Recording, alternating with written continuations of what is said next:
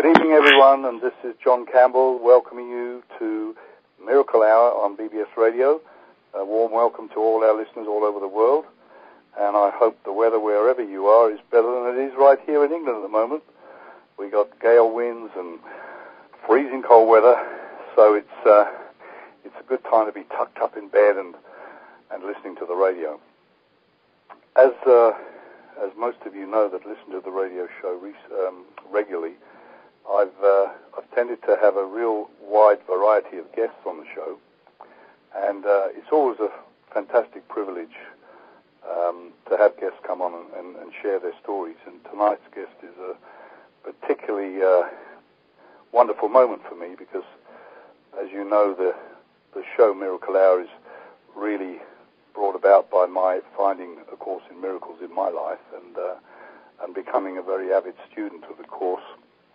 And I have to say a very early student, but even in the short time that I've been studying this amazing spiritual work, miracles have been happening in my life all over the place.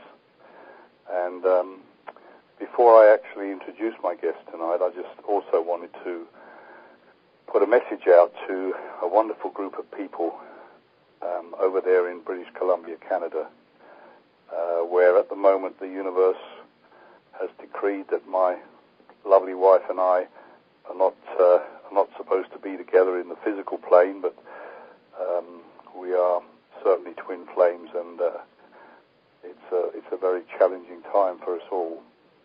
But I just wanted to greet my lovely wife Mary and our spiritual family over there, Sue, Virginia, and Brenda, and Teresa and Philip, and all Sue's family, and so many wonderful people who made my life a real joy while I was over there, and who are always in my heart. And really want them to know that even though we are apart physically, you're always in my heart, and I look forward to the time where we can get together again. So a very warm and loving welcome to all of you. Those of you who are familiar with the Course in Miracles will know that the basis of the whole Course is Jesus' teachings, which he dictated to Helen Schucman starting in 1965. And the basis of the whole Course really is the practical application of forgiveness in our daily lives. And there are a number of sayings in the Course which have come to be known as definitive statements of the Course. And one of those which struck me, especially pertinent with my guest for today, was that the holiest of relationship is when an ancient hate becomes a present love. And it's amazing because my guest today, I believe that we have kind of created that miracle in our lives. And he's an amazing young man who probably 10 years ago, 11, 12 years ago, we were bitterly opposed to each other for various reasons, which is not really important, but it was all surrounding the love of our lives, or one of the loves of our lives, which is football. And I ended up actually starting a court action against him. And it's one of the things which I look back on, and I realised I had to forgive myself mainly, and everything I perceive that had been done. But I can say that today we're in a very different place, and it has been one of the miracles of doing this work. And I came across him again on Saturday, where I went to have a lovely afternoon watching my favourite sport, my favourite team, and he collared me to go on local radio there. So I kind of did a deal with him, and he's agreed to come and join me as my guest tonight. And it's with tremendous pleasure that I welcome Ian Hart to the program tonight. So it's great to have you there, Ian. Can you hear us all right? I can hear you loud and clear, John. Can you hear me? Yeah, I can hear you beautifully. And how is the weather, first of all, down in sunny old Worthing? Well, it's not sunny Worthing. It's everything but. We've had almost monsoon conditions today. But apparently the weather's going to be fine too tomorrow. It's just today's weather has been the worst of the week, we're told. But what do the weathermen know? Oh, well, they proved they didn't know too much a few years back when we had the storms. But anyway, it's pretty much the same as it is here. Yeah.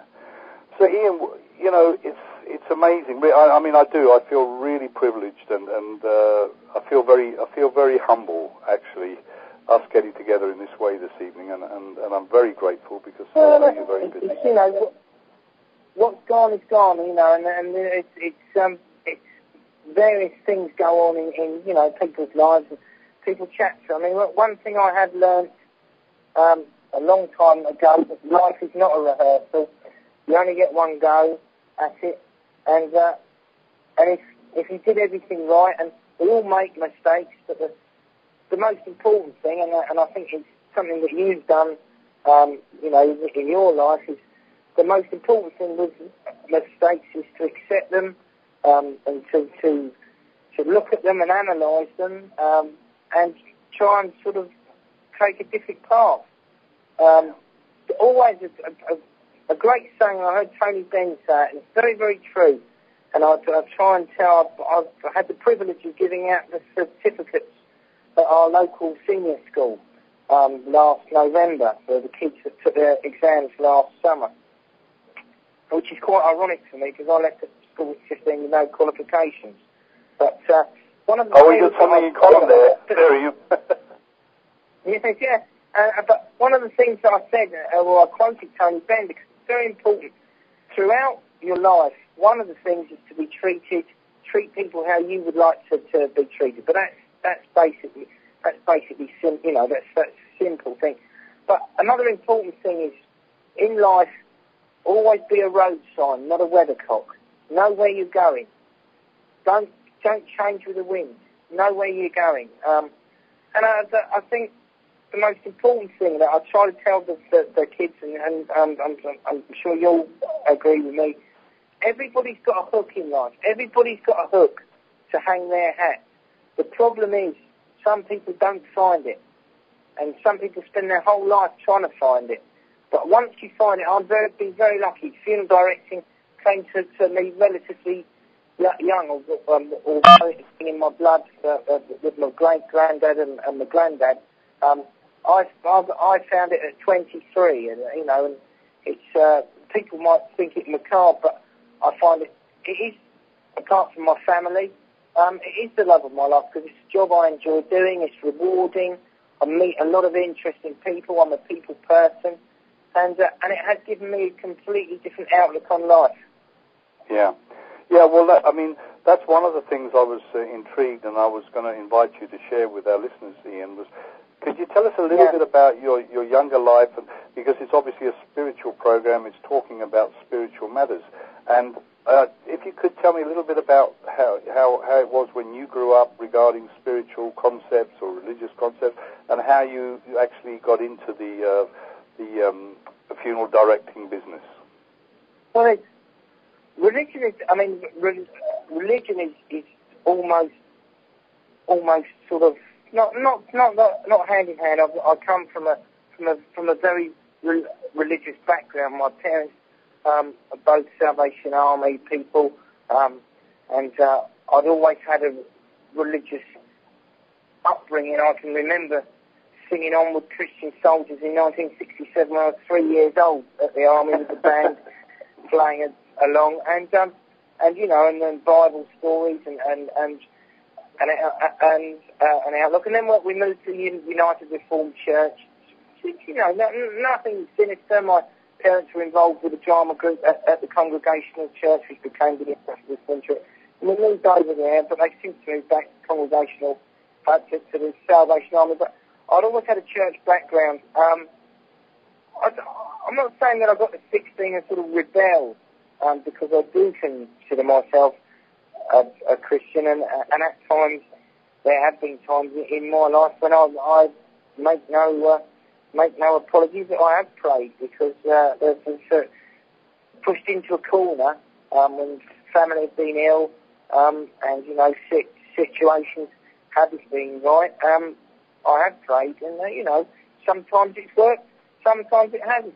But I believe it has worked all the way, because going on to something that you and I have spoken about before with my job, and seeing so many people having tragic lives and sort of tragedy hitting them, I can't believe that this is the end of it. This is that you know, if we have a youngster pass away, someone who passes away in a road accident, someone has a very aggressive type of cancer and has a very painful death, and all their loved ones go through this pain and this heartache, I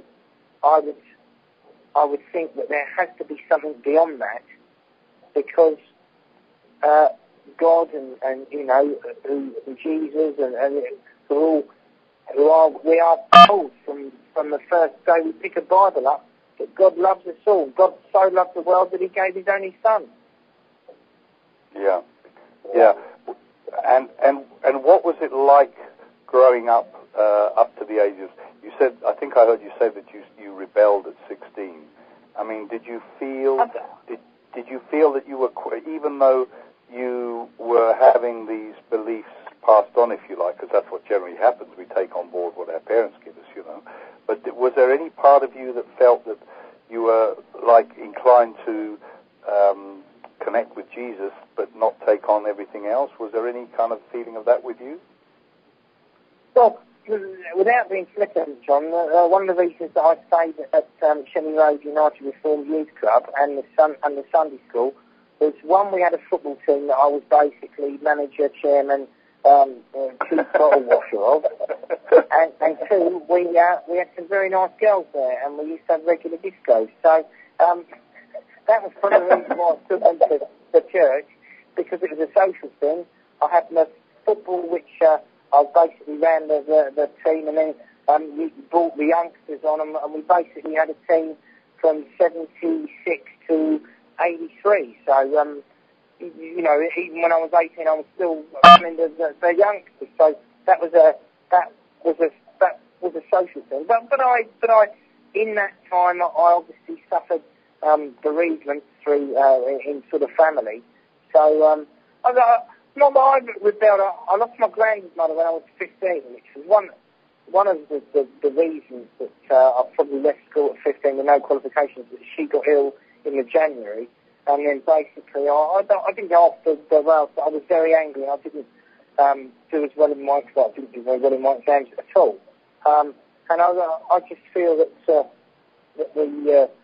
you have to look back on things like that, and I probably went not rebelled, but I probably then I went to college after leaving school and met a different group of friends, and obviously while church was still there, it wasn't top of the agenda. I.e. going out to pubs and clubs and things like that. Yeah. Well, I think that's a very common thread amongst people, certainly of our generation as well. My generation, which is probably the one after yours in a way. I mean, what worries me now, John, with the youngsters now, and I've got a daughter of 15 and a son of 12, is that from when I was 16, 17, and going out to pubs and having sneaky pints of lager when I wasn't old enough, there's a lot more drugs around now. Yeah. And I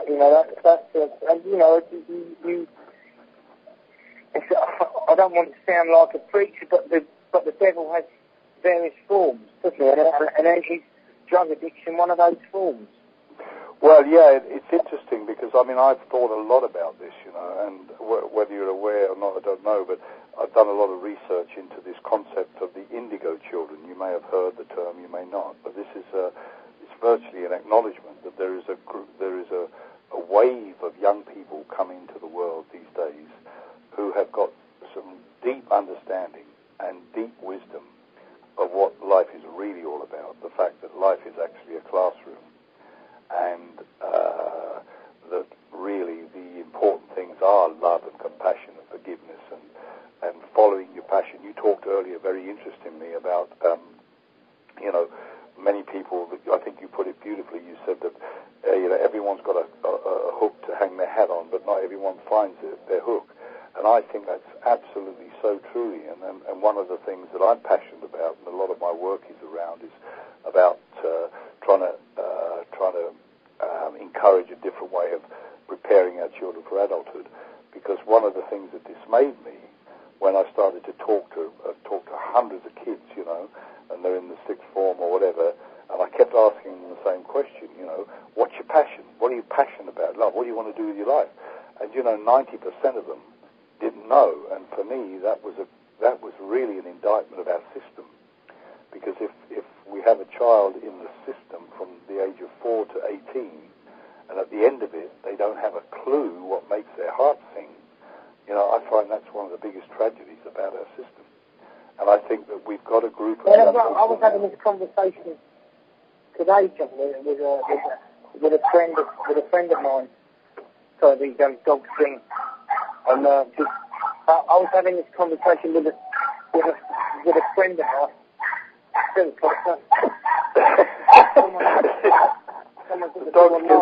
live on the radio. Yeah, I was having this conversation with someone today about my own son, about whether he would follow me into the business. And I'm 43 years old. I think I'm fairly streetwise. And I said that I would not mind whatever my children wanted to do, either of them, whatever they wanted to do. If my son turned around and said he wanted to be a dustman, providing he was happy and he was contented and he had enough money to look after his family and had enough money on a Friday to go home and care for his family and look after his family, I wouldn't care. If he was happy and contented, one of the most unhappy people I knew was the person who earned the most money. He worked in the City of London. He used to have to get up and get the 6:16.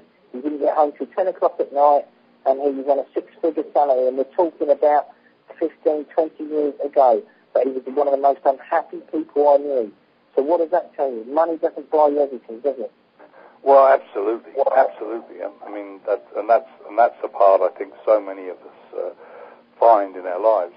And coming back to the Course in Miracles, I mean, what A Course in Miracles really teaches, the whole essence of its teaching, is that all the time we're looking anywhere outside of ourselves in order to give us happiness, security, love, or whatever, we're always going to be disappointed at the end. That sooner or later we're going to be disappointed. And the whole essence of the Course's teachings is that when we take our focus off what it calls the screen, you know, the screen of life, and put it back into the projector, which is our mind, and we get to clean up our mind, clean up our thoughts, understand that we're perfect, whole and complete, that we have an essence which is totally innocent and has never been guilty ever, then we change the way we feel about the world. And another definitive statement of the Course in Miracles is, seek not to change the world, seek only to change the way you view the world. And I've found that's been such a help to me in my life. But it's like coming back to the kids. These kids kind of seem to know this. They've got a real wisdom about them. And I do think the traditional education system is totally outdated. And I think if they were to concentrate more on what is it that kids want to do, what is it that lights their fire, and somehow make it possible for them to follow that, I think they'd take a lot of the angst out of what we're experiencing in the education field. Yeah, I think, without wishing to go into the realms of politics, this is where I feel in some ways that I feel cheated by Tony Blair, because when he came to power, I had a young family, and we'd had all those years of the Conservatives and Thatcher and John Major, and I felt here was a man. I mean, not so much Christ-like, because that would be blasphemous, and I would never do that. But here was a man that could have changed everything, John. Here was a man that could have reshaped the whole fabric of this country, moved us forward. He's tough on crime, tough on the cause of crime, education. And it seems to me, John, that he got to the trough and realised that the water tastes nice and changed overnight. Yeah, well, I think I just think that it's just like everyone's in the same. There's such. I mean, these are all false idols, aren't they? You know, it's what Jesus talks about false idols. We just talk about their. I mean, and I know that you've got your book about Jesus coming back, and it does intrigue me. I mean, I think it's a great talking point. What would Jesus do if Jesus came back now, or he may be here already? If Jesus came back now, would he be on Sky News every week? You know, would he not do the Sermon on the Mount? Would it be at the interval of the X Factor? Would he be on ITV? Would he be a media star rather than the person who was the carpenter 2,000 years ago? Because we're a media world, aren't we? Yeah, we are, and I think that even the media. And how would people view him? How would the Christians view him? This is the interesting part.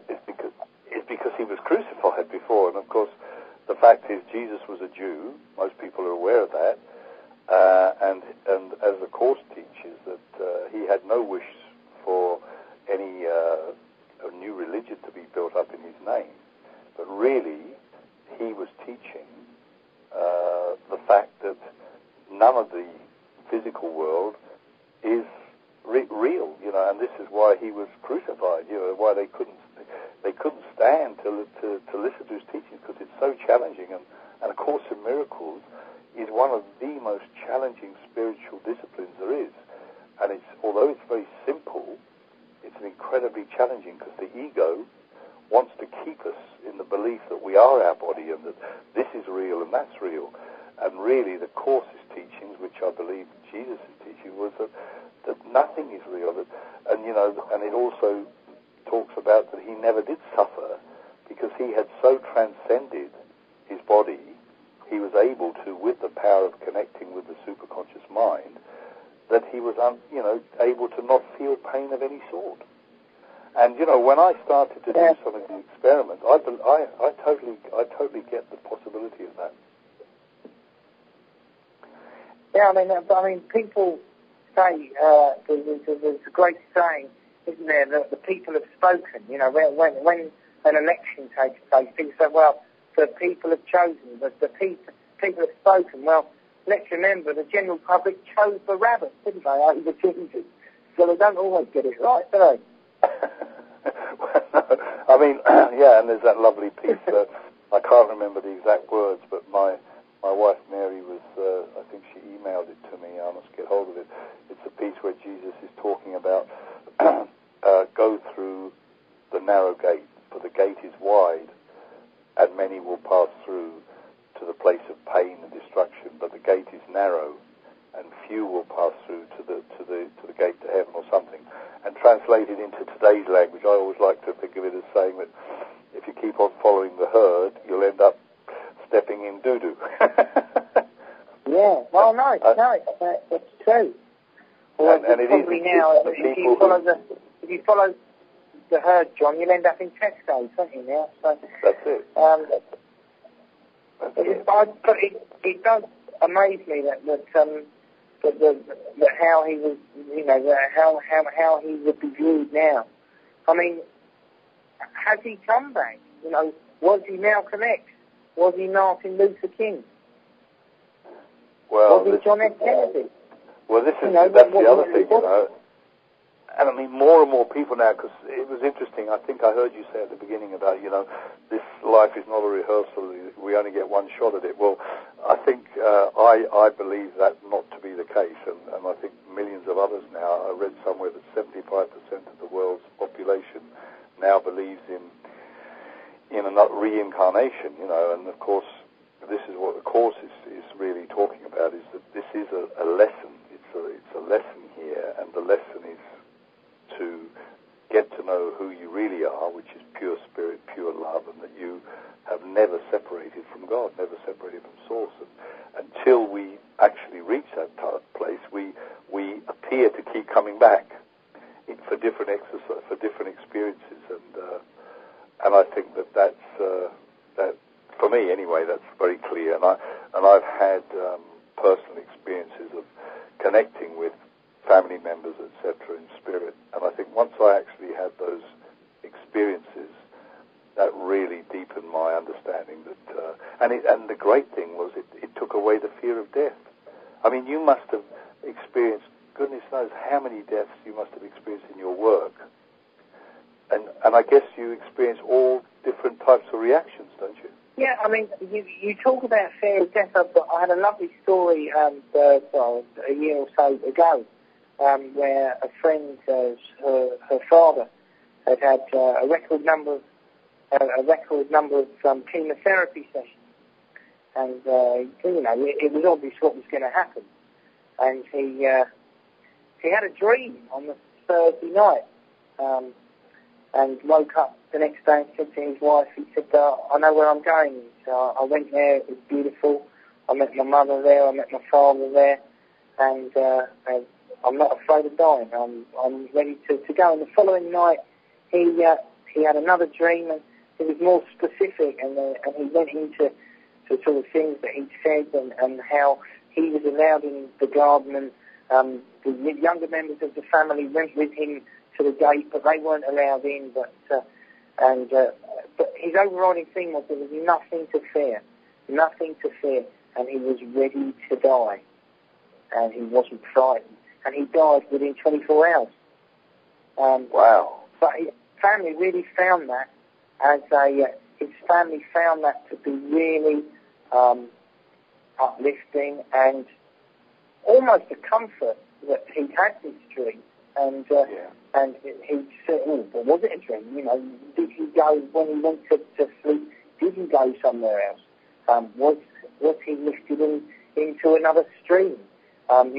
People are listening to our radio station, or your radio station now, John, but there are other radio stations. So, was he taken to another level, and then made not to be frightened, because people are frightened. People are frightened. I always think, people say that my job is hard as a funeral director. My job is rewarding. It has its difficult moments, but ultimately it's not a hard job in the sense that a nurse is, who is there with families watching people die. I don't think I could watch somebody die. Yeah. No, I think that's an amazing story, and yeah, that's a lovely analogy as well. I love that, the fact that here we are talking. But there's something else, when my great granny died, this was in a 2-up, 2-down house in Bermondsey, which is in southeast London, for your colleagues around the globe, right in the middle of Docklands. And when she died in a house in 1935, 20 minutes before she died, she claimed, she didn't claim, she told them, she described that all the dead members of her family were standing around the bed, smiling, telling her it was time to come. And I really believe that there has to be something afterwards, and it has to be something good, because that's the whole point. And as you're talking, Ian, if you just pardon me for 1 minute, because it just popped into my mind. There's a lesson in A Course in Miracles, and as I think most of us know, that the Course in Miracles consists of a text, about 600 odd pages, and then 365 workbook lessons, one for every day of the year, which the student is encouraged to do on a daily basis. They only have to do it once. And it brought to my mind lesson 182, and I'm just going to read this little section here, because it is so powerful. It says, and this is Jesus' dictated this to Helen Schucman in 1965, and it says, I will be still an instant and go home. This world you seem to live on is not home to you, and somewhere in your mind you know that this is true. A memory of home keeps haunting you, as if there were a place that called you to return, although you do not recognize the voice, nor what it is the voice reminds you of. yet still you feel an alien here from somewhere all unknown. Nothing so definite that you could say with certainty you are an exile here.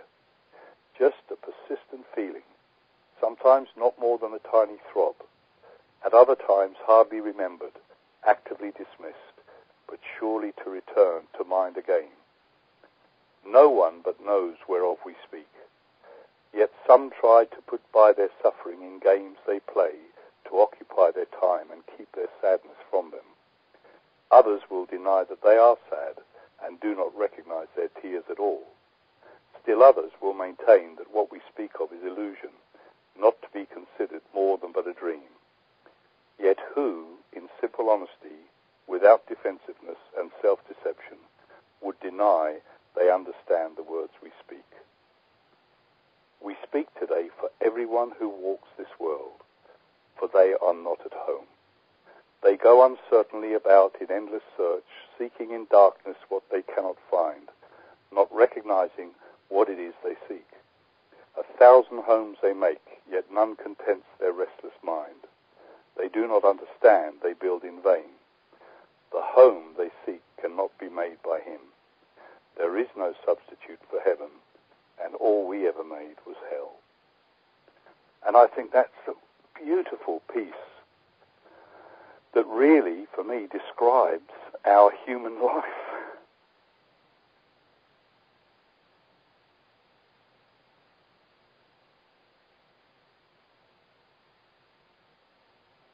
Are you still there, Ian? Hello?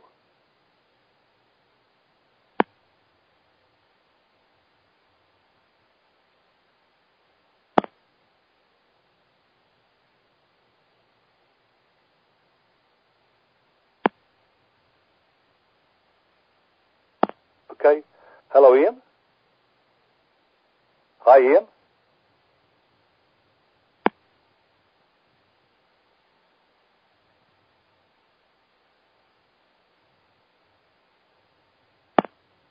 Hi, Ian? Hello, Ian? Hello, John. Oh, hello, Ian. What happened there? Hello. I don't know, mate. I think it must have been the old satellite move. You were reading me lesson number 181. 182, yeah. Did you get that there? What? No. So you were just about to get it went off. Oh, okay. I'll just repeat that for you here because it's a beautiful description I found, and it says, and this is Jesus' dictation, this world you seem to live in is not home to you, and somewhere in your mind you know that this is true.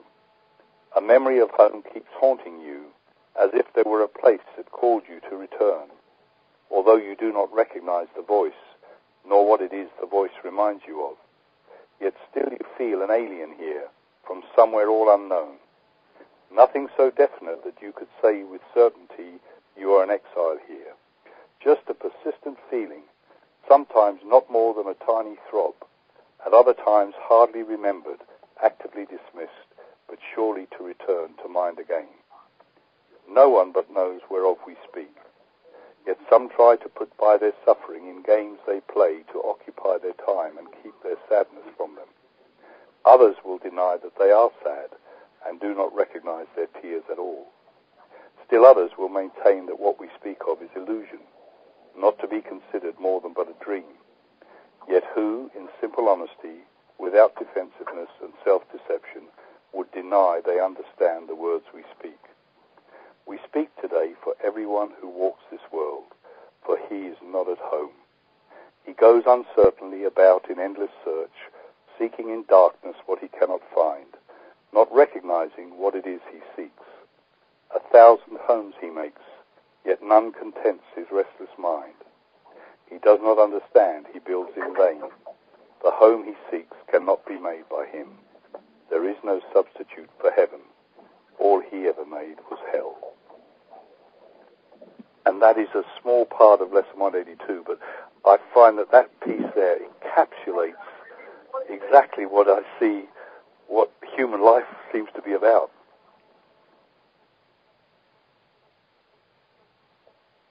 Lovely words, John. Yeah. And I think that's a lot about what this seeking is about, unconsciously, and that's what I see happening. We were talking earlier about what's happening in the world.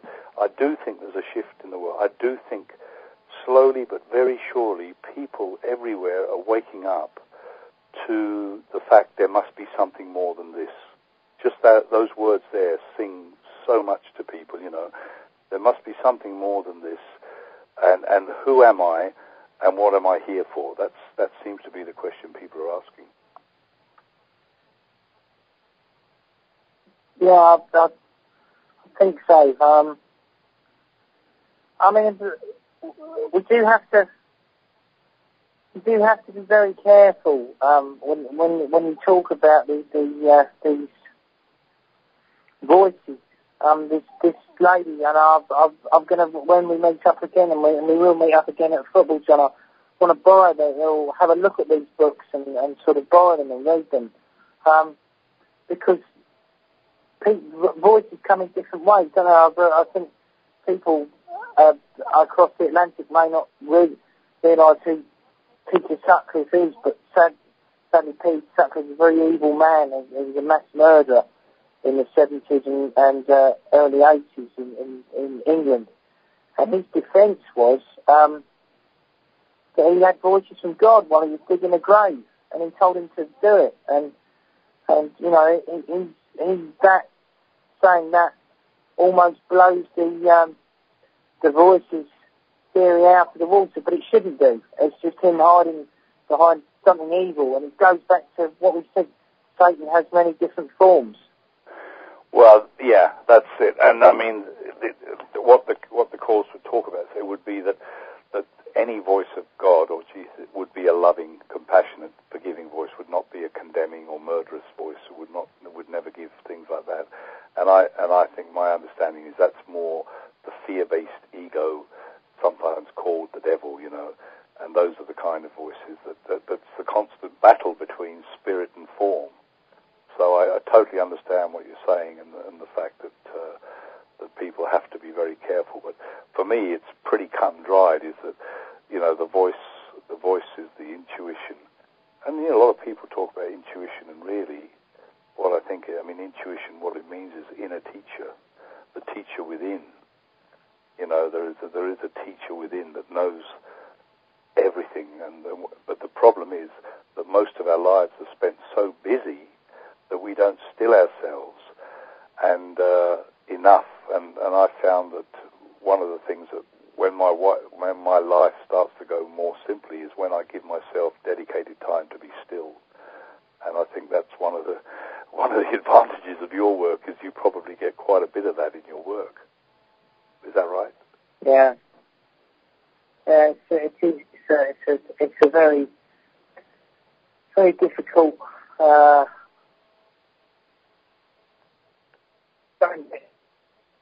thing that we had at the beginning. That's one of the why and I remember which I do apologise to our American colleagues and other people around the globe who might not necessarily know who Diana Dawes was, but she had, I think it's safe to say, John, she had a fairly checkered life, but she encompassed religion at the end of her life, or towards the end of her life, and specifically Catholicism. But she actually lost a child in the early 70s, but she actually didn't grieve for the child because she believed that she would one day meet that child, and it was their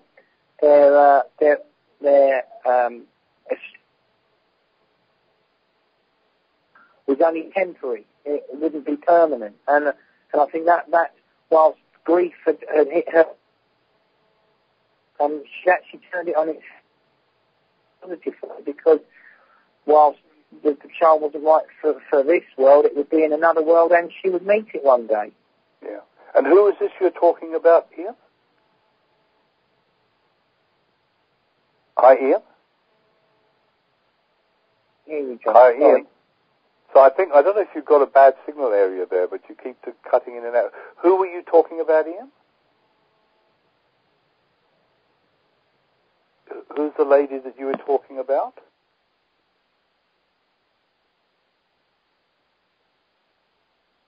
Ian, I don't know if you're moving around there, but you're definitely cutting in and out.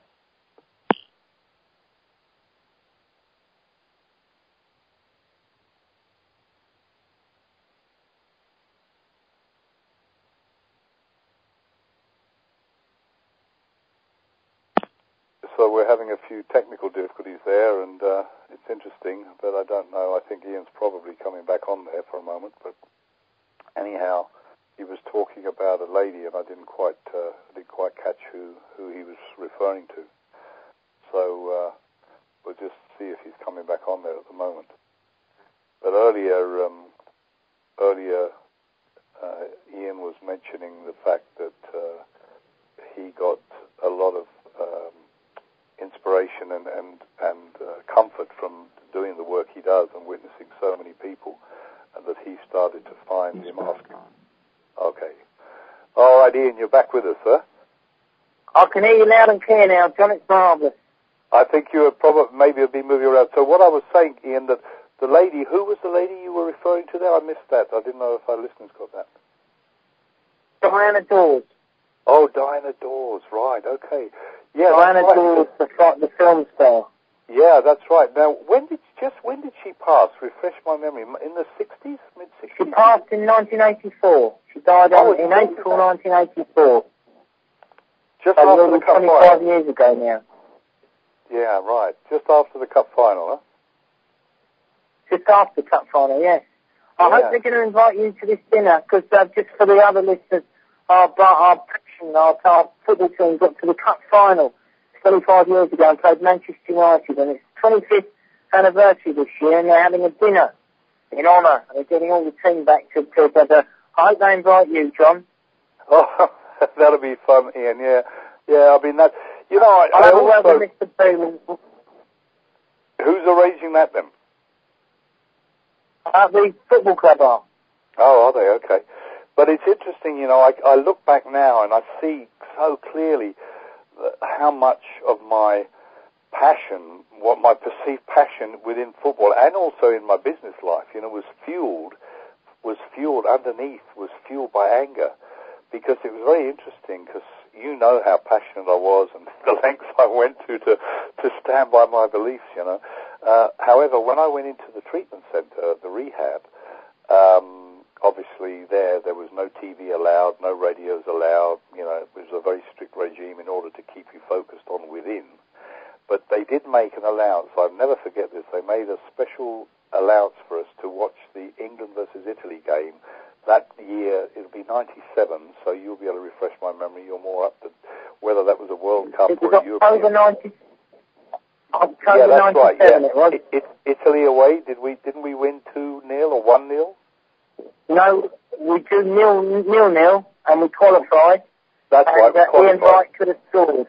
That's right, we qualified. Ian Wright, well, Ian Wright took it round the post and could have scored.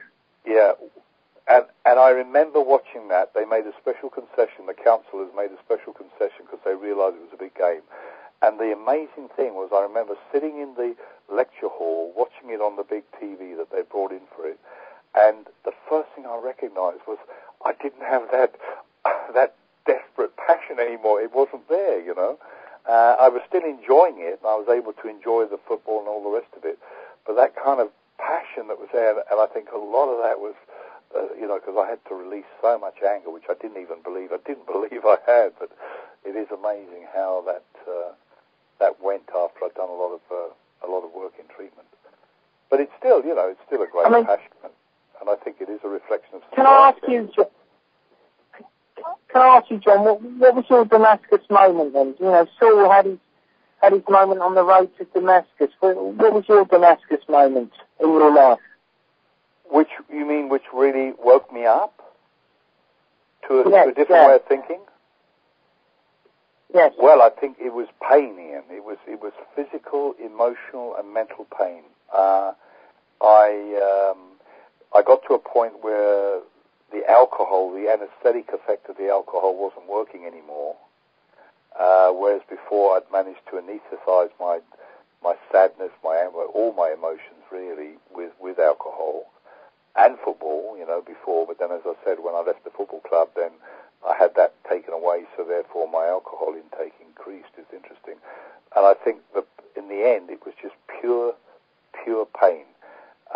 And the fact that the way I was living my life, I had become so far removed from who I really am, that I think that difference, that resistance creates such a pain at all levels, emotional, physical, mental, and spiritual. I was spiritually bankrupt, and I was in so much pain, and that's what led me in. And then what happened was, which happens, I hear this in so many stories of people that make big change. An angel, a guardian angel, came into my life, a chap who I had known for many years. I hadn't seen him for about 15 years, but he knew I was involved with the Albion, with the football club. And because he hadn't got my number anymore, he actually phoned the club. And if you remember, the secretary at the time was Nigel and Diane. And Diane gave him my number after checking with me, and he phoned me up and he asked to meet me. And I hadn't seen this guy for 15 years, and as soon as I saw him, he looked fantastic, and I thought, what's happened? And he told me his story about how he'd gone into this treatment centre and how he changed his whole life. And of course, I wasn't at all interested at the time. I wasn't ready. But it sowed the seed. And then 2 or 3 years later, when my point of my rock bottom came, I heard a voice very clearly telling me to phone this guy, because I hadn't heard from him or seen him since. And I phoned him up after 3 years of not seeing him, and I just told him what was on my mind, that I thought I had a problem. And he laughed, and he said, "Oh, John," he said, "I knew you'd phone me." He said, "I didn't know how long it would take, whether it was 6 months, 2 years, or 3 years." He said, "It's been 3 years, but it doesn't matter." And I said, "What do you mean?" He said, "Well, I could see it all over you, I could see it. I could see the pain when I met you." And he said, "Here's a phone number, just phone this number, and it'll change your life." And that's exactly what happened to him. And I took the phone number, and I came off the phone, and that was the first time I acknowledged the problem I had, and the compulsion and the craving for alcohol left me in that second. Left me, and it has never returned. That's nearly 11 years. And I ended up going into the treatment, and that was my turnaround. Well, that's good. And, and that's marvelous. But I don't think you're alone, are you? And the wonderful thing is when we met on Saturday, and it's great to see that you've always had it, you've still got the love of your family, John. Your lovely daughter was there, and that means more. What did it say in the scriptures? It's easier for a poor man to enter the kingdom of heaven through the eye of a needle. But it is for a rich man to go through the eye of a needle, than for a rich man to enter the gates of heaven, or something, isn't it? Yeah, but it is. It's, family is so important. Family is so important. And it's great that we'll always have yours, and I'll always have mine, because of the way that we live our lives. And it's sadly not everybody is like that. I mean, going back to what we said about society, that's part of the problem is now is that we seem to have the fabric of society has changed, and we don't have, some of these kids don't have stable home environments, and it is a problem. Yeah. Well, it is, and I think one of the things that both my wife, my present wife, and I came to understand is that there are a lot of mismatched unions that happen, and often through choices being made when we're wounded, when we're under the influence of drugs or whatever, and then there are things that go wrong, and the family is completely dysfunctional. But there are a lot of people realizing now as well that there is a greater family than our own. The whole world is a family as well. That although obviously our priority is our unit, our family of origin, that there is a greater family out there that we are all actually joined. And I think the lessons that people are learning now is that we're, underneath all the camouflages and the personas, that we're actually all the same. And there seems to be a joining of people. And I think that's what we saw, even in the political levels, what we saw in Germany when the Berlin Wall came down. That was the power of the human spirit. That was people connecting with their birthright, which is freedom. That's our basic birthright. I don't know, but have you ever met a West German that was happy the wall came down, John? Have I ever met a what? Have you ever met a West German that was happy the wall came down? I've never met one. I have. Yeah, I have actually. I have to say I have met some, and I know what you're saying, but, I think they're getting to realise that as well, I mean, it's all, to me, because, it is the whole thing about the Course in Miracles is geared to ending the illusion of separation. And I find it amusing, I really do, that there are all these so-called borders being encroached, because I think there's a greater message going on somehow, And I think it's about when we get rid of fear and let go of control and we let people be free. There will be times of chaos, but eventually everyone will end up where they want to end up, and not everybody wants to be in the same place. So it's only sort of the powers that be fears of these things that creates them trying to control, and control never works here. It never works. And you see that in personal relationships, and you see it at the, macrocosmic level of government. I mean, how many laws did Tony Blair bring out? Something like 780 new laws on the statute book, and there's more crime and everything than there was before, because for every force you create an equal and opposite force. So, it's a fascinating subject, and I think very much it's about watch your space. There's more to come. Yes, definitely. So the future for you, and you're continuing with your work in the media and the radio? Yes, indeed. I'm going to continue doing the phone-in for another couple of years, continuing doing work and enjoying it, and just really just trying to sort of live my life, just going in the right direction. As we said at the top of the hour, being a road sign, not a weather clock, looking after the family, which is important. That's how we have to look at it. I think if you can have opinions, you can have, but just so long as you don't hurt anybody else. And by hurt, I mean really hurt. I mean, you can sometimes hurt people's feelings with your opinions. I do that every week on the phone. But I mean really hurt people. Just so long as you don't do that, and you live your, you have a code of, almost a code of conduct, almost a moral code.